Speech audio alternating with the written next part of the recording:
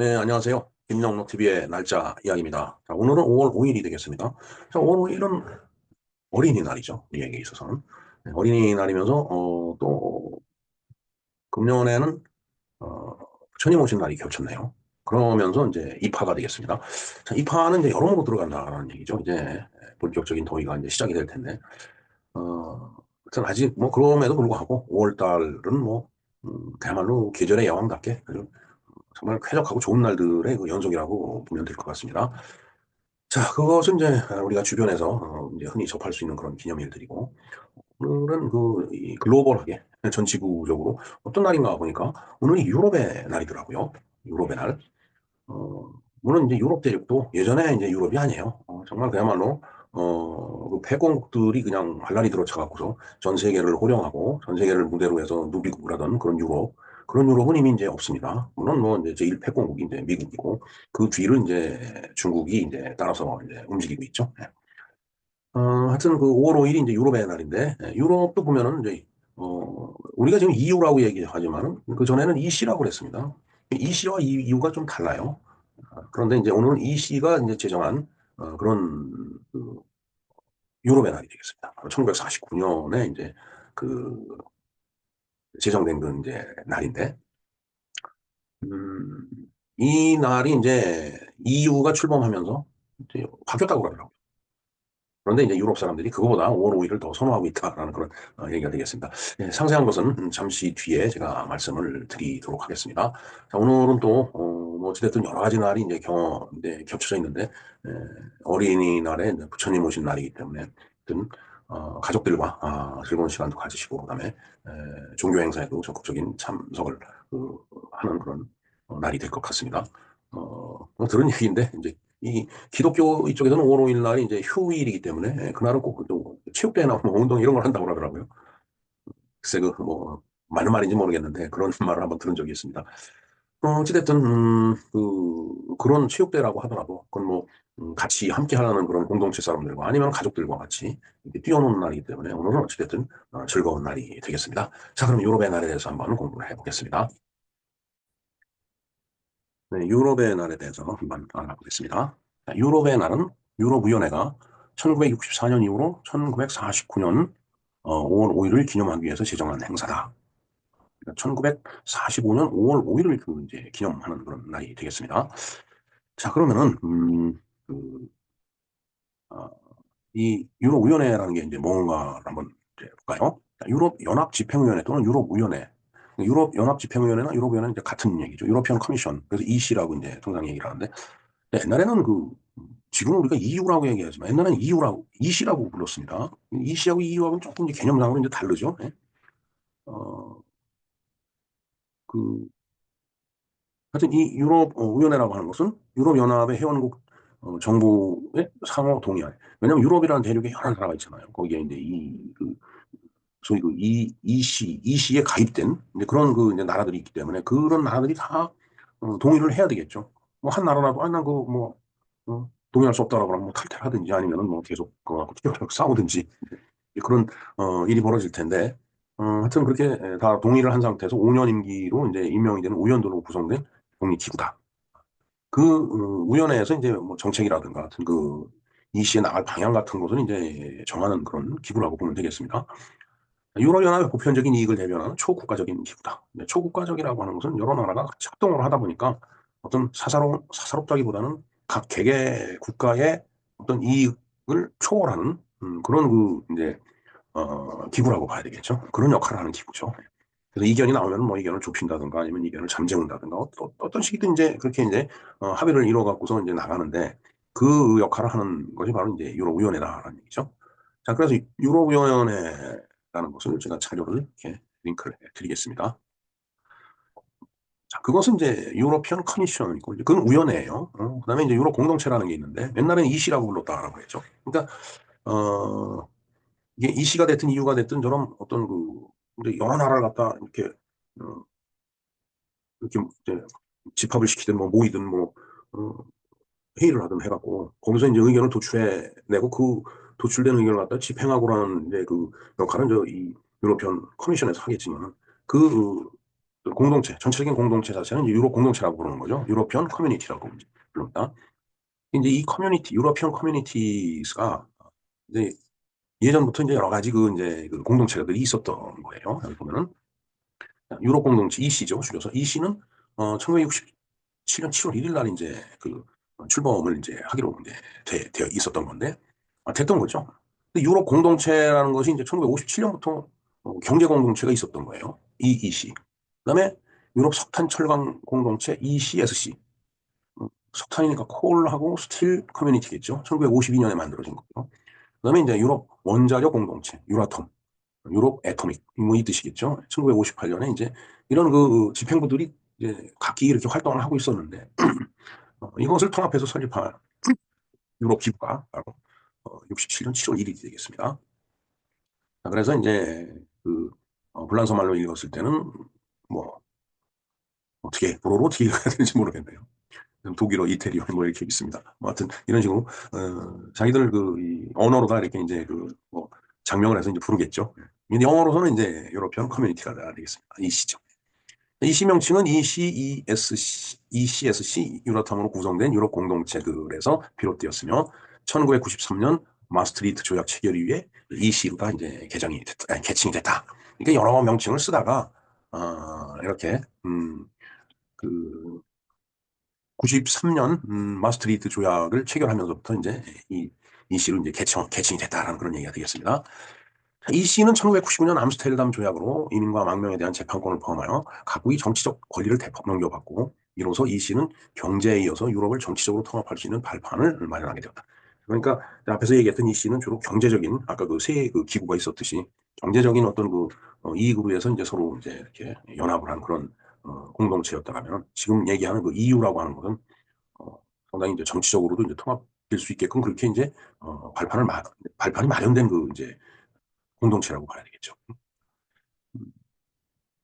자, 그래서 이제 유럽 연합이라는 게 이제 탄생을 이제 한 거죠. 어, 이제 마스트리트 조약이라는 것이 이제 상당히 큰 역할을 그 이제 했던 걸로 이제 보면 될 것 같습니다. 자, EU를 보겠습니다. 유로피언 유니언. 우리가 지금은 이제 EU라고 얘기하죠. 그리고 화폐도 유로라는 단위를 쓰고 있습니다. 그전에는 다 따로따로 썼어요. 어, 영국은 그 GBP라고 해서 좀 복잡한 이름으로 부르던데 지금 제가 좀 기억이 잘 나지 않습니다. 그리고 독일은 마르크, 프랑스는 프랑, 이태리는 뭐 리라 뭐 이런 식으로 썼죠. 네. 스위스는 스위스 프랑 그랬습니다. 근데 지금은 이제 대부분 유로라는 화폐를 쓰고 있습니다. 근데 각 나라가 경제 상황이 다른데 뭐 예를 들어 프랑스에서 받은 유로를 조금 이태리 가서 쓸 수도 있고 뭐 이제 그런 식으로 이제 된 거예요 지금. 이제 어떻게 보면은 유럽 대륙이 이제 하나의 나라같이 그렇게 지금 이제 유니언 형태를 갖추고 있는데 그렇다고 해서 또 그게 한 나라는 아니죠.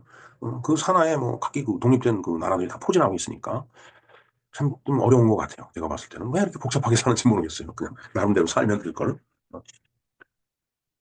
자, 유로 연합을 한번 볼까요? 2002년 현재 물론 지금 2025년이지만 이게 이제 초창기에는 이제 15개국으로 구성이 됐다는 얘기죠. 그리스, 네덜란드, 덴마크, 독일, 룩셈부르크, 벨기에, 스웨덴, 스페인, 그다음에 아일랜드, 영국, 오스트리아, 이탈리아, 포르투갈, 프랑스, 핀란드 15개 나라였었네요. 자, 유럽이 정치적, 경제적 통합을 강화하기 위해 그 이전에 이 시라고 하는 것은 경제적인 측면을 이제 바라다 본 건데 이 EU라고 하는 것은 이제 정치적인 그런 일면까지 있는 거죠, 지금. 지금 뭐 우크라이나하고 러시아하고 막 이제 뭐 전쟁 종결이 된 거 같이 얘기를 하던데 그거 자체도 그렇죠. 뭐 이 나토는 이제 북대서양 그 방위 기구이기 때문에 이게 옛날 그 소련 있을 때 그 소련의 어떤 그 무력 침공 이걸 대비해서 이제 만들고 미국이 주축이 됐었는데 사실 이제 소련은 붕괴가 되고 이제 해체가 되고 소련 연방은 지금은 이제 러시아가 그 역할을 대신하고 있는데 러시아의 그 영향력이라는 게 옛날 소련만 못하죠. 옛날에는 소련이 뭐 미국 다음에 그 커다란 그 어, 경제 단위였기 때문에 그때는 이제 위력이 컸죠. 더군다나 공산주의 종주국이었기 때문에. 자, 두 번째 볼까요? 유럽이 정치적 경제적 통합을 강화하기 위해 유럽 단일 화폐 유로가 되겠습니다. 그다음에 공동 외교 안보 정책, 그 나토라는 것도 이제 바로 이제 조금 전에 말씀드렸듯이 그런 거예요. 그다음에 공동 시민권 제도를 도입하고 인민 난민 사법 분야의 협력을 증진하는 것을 규정한 마스트리트 조약에 따라서 창설이 됐다. 그러니까 아까도 말씀드렸지만 마스트리트 조약이 이제 EU를 만드는데 큰 밑거름이 됐다는 이제 그런 얘기가 되겠습니다. 1992년 2월 7일 날 그 조약이 체결이 돼서 93년 11월 1일부로 또 각 나라 비준을 받아야 되기 때문에 그런 거죠. 1993년 11월 1일 날 발효를 이제 했네요. 네. 자, 사실 유럽은 국경이 없죠. 뭐 여권을 하나 갖고 어느 한 나라 들어가면은 특별한 그런 검열 없이 다른 나라로 경계선 넘어가는 게 자유스럽습니다. 저도 그 이제 유럽 쪽에 출장을 가서 이제 이 나라 저 나라 이렇게 다니다 보니까 뭐 그런 그 제약이 별로 없더라고요. 미국만 하더라도 카나다 넘어갈 때 이제 그 패스포트 검열하죠. 근데 유럽은 그런 게 없습니다. 물론 저 EU 공동체 내에서 그런 겁니다. 자, 그런데 아까 앞에서 5월 5일을 유럽의 날로 정했다라고 이제 얘기를 했었죠. 1964년 이후부터 이제 그렇게 정했었는데 문제는 유럽연합이 이게 EU가 생기면서 5월 9일을 유럽의 날로 이제 다시 결정을 한 거예요. 어, 유럽연합이라고 하는 것은 이제 유럽에 위치한 27개 회원국 간의 이제 정치 및 경제 공동체다라고 얘기하는데, 그러니까 초창기에는 뭐 15개 나라였지만 지금은 상당히 더 늘어났죠. 이제 그러면서 이제 자꾸 그 EU에 가입을 하려고 하겠죠. 터키 같은 경우도 이제 그 발칸반도 쪽에 그 이스탄불이고 약간 있으니까 옛날에 그 이제 저기 비잔티움, 콘스탄티노플이 있었던 그 지역인데 그걸 이제 이 오스만 제국이 다 뺏겼잖아요, 결국은. 그래서 이제 터키가 지금은 그 어, 발칸반도 그 골든혼 그쪽 이제 일부하고 이쪽 아나톨리아 반도 이제 이쪽을 이제 차지를 하고 있는데 뭐 거기에 조금 이제 땅이 있으니까 우리도 EU에 들어가야 된다라고 뭐 이제 막 이제 주장을 하는 거죠. 글쎄요, 지금 터키가 EU에 들어가 있는지 제가 좀 확인을 못했습니다. 확인이 되는 대로 제가 댓글에 올려놓겠습니다. 예. 자, 그 다음에 이제 그 EU에 대한 한 설명을 위키피디아, 위키백과 사전에 있는 자료를 제가 또 링크를 걸어드리겠습니다. 한번 참조를 해주시고요.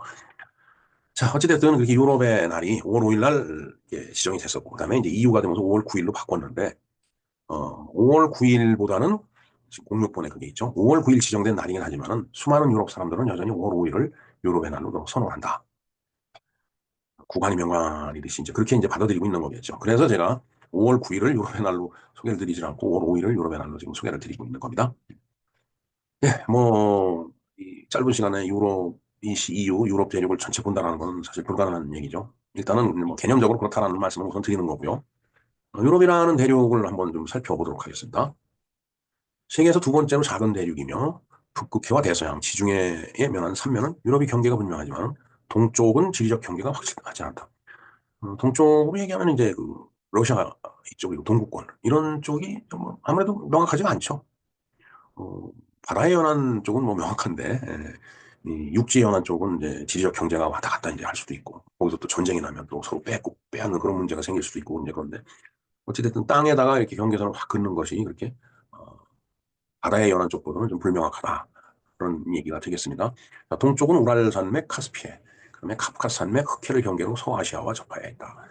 좀 상상을 해보시면은 예, 구분이 될 겁니다. 우랄 산맥이 있죠. 그다음에 카스피해 있고 흑해도 있죠. 예. 자, 기후는 주로 해양성 기후를 보이며 지역에 따라 남쪽은 지중해형. 왜냐하면 남쪽이라고 하는 것은 지중해 쪽이니까. 그다음에 서쪽은 해양형. 왜냐하면 대서양 영향을 받기 때문에. 그리고 동쪽은 대륙에 연해 있기 때문에 온화한 대륙형. 그다음에 북쪽은 추운 대륙형이죠. 러시아 북극해 쪽에서 바라오는 추운 바람이 있을 거라고 보여집니다. 대륙성 기후는 우크라이나, 러시아, 핀란드 등에서 나타난다. 뭐 그쪽이 대륙이니까 그런 거죠. 그다음에 북동부가 가장 추우며 남유럽 해안일 때는 아열대의 지중해성 기후다. 예, 뭐 저도 스페인하고 뭐 로마 이쪽을 가봤지만은 정말 그 영어로 마일드하다라고 하죠. 아주 온화한 기후가 그게 바로 지중해식 기후가 되겠습니다.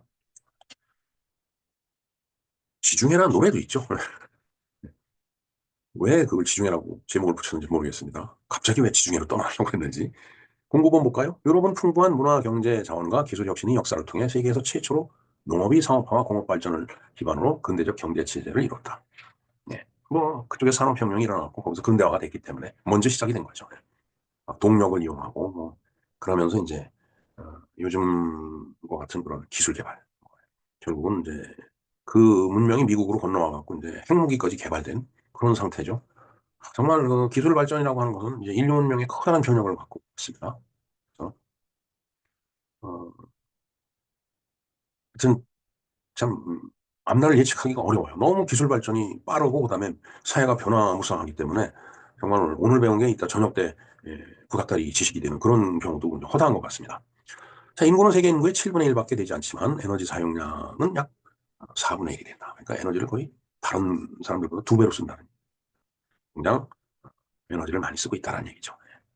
자, 유럽 대륙을 이제 이렇게 소개한 그 가사전 자료가 있어서 썸네일을 띄워봤습니다. 예, 엄청나게 야간에 이제 불이 이제 빛나는, 그저 에너지 사용량이 4분의 1이라고 하니까. 예. 여기는 아프리카 북부죠. 아프리카 북부도 상당히 뭐 이제 생활 수준이 이제 높죠. 이제 중부, 이제 이쪽으로 가야지 이제 문제가 되는 거고. 그다음에 이건 이베리아 반도입니다. 여기가 포르투갈이고 스페인이죠. 여기 육각형의 나라 프랑스가 있고요. 어, 장화와 같이 생긴 이탈리아, 반도 국가인 이탈리아가 있고, 여기 영국이 있고, 그 위에 독일이 있죠. 그리고 오른쪽으로 이제 동국권으로 들어가면서 뭐 오스트리아, 뭐 스위스 뭐 이렇게 있죠. 그다음에 여기 이제 베네룩스 상국이라고 조그만 나라 3개 몰려 있고, 그다음에 스칸디나비아 있죠. 노르딕 국가. 이게 이제 전체적으로 봤을 때 이제 유럽이라고 보여집니다. 이 자료도 링크를 걸어드리겠습니다. 자, 하지만은 오늘날의 유럽 대륙은 이미 백인의 대륙이 아니다라는 그 평가가 나오고 있습니다. 프랑스도 그렇고, 그다음에 독일도 그렇고, 뭐 다 마찬가지예요. 뭐 다문화 정책을 쓰면서 영국에는 뭐 인도 사람들이 많이 들어와 있고, 독일에 보면 터키 사람들 많이 들어와 있더라고요. 그리고 뭐 이민 난민해 갖고서 여러 종족들이 많이 섞여 살고 있죠. 프랑스에는 흑인들이 많은 것 같아요. 그래서 월드컵 할 때 그 프랑스 팀을 보면 뭐 이게 흑인 나라인지 백인 나라인지 모를 정도로 흑인 선수들이 많습니다. 그리고 이제 무슬림이 이제 엄청나게 이제 빠른 속도로 지금 이제 증가하고 있죠. 그래서 어, 유럽이 이미 백인의 대륙이 아니다라는 것이 바로 이런 그 이제 어떤 정책이나 현상 때문에 이런 말이 나오는 보여집니다. 하지만 이런 일들이 남의 나라 일은 아닙니다. 분명히 주의 깊게 유럽을 관찰할 필요가 있다. 누가? 바로 우리나라가 그렇다는 얘기예요. 그러면서 우리 자신도 동시에 돌아가 봐야 된다라는 그런 말씀을 드립니다. 이춘근 박사가 말씀하신 스트레인지 데스 오브 유럽, 유럽의 이상한 죽음. 사람들이 왜 갑자기 스트레인지 이상하게 죽어가고 있을까? 결국 이 내용의 이 밑바탕에는 이런 그 현상들이 있다라는 그런 얘기죠. 예. 이 영상을 제가 링크를 걸어드릴 테니까 한번 꼭 참조를 해주시기 바랍니다. 네, 앞에서 언급했듯이 산업과 문명의 전통을 갖고 있는 고전적 대륙, 이 유럽인데 이에 대해서 생각해 볼 일이 많아요, 진짜. 그리고 우리가 반면교사로 삼아야 될 점들이 또 많다고 봅니다. 네, 그런 점들을 찾아내서 우리가 교훈으로 삼고 우리는 그런 전철을 타지 말아야 되겠다라는 그런 생각을 합니다. 여기 분들이 아주 격동하면서 물음표를 지금 보이고 있잖아요.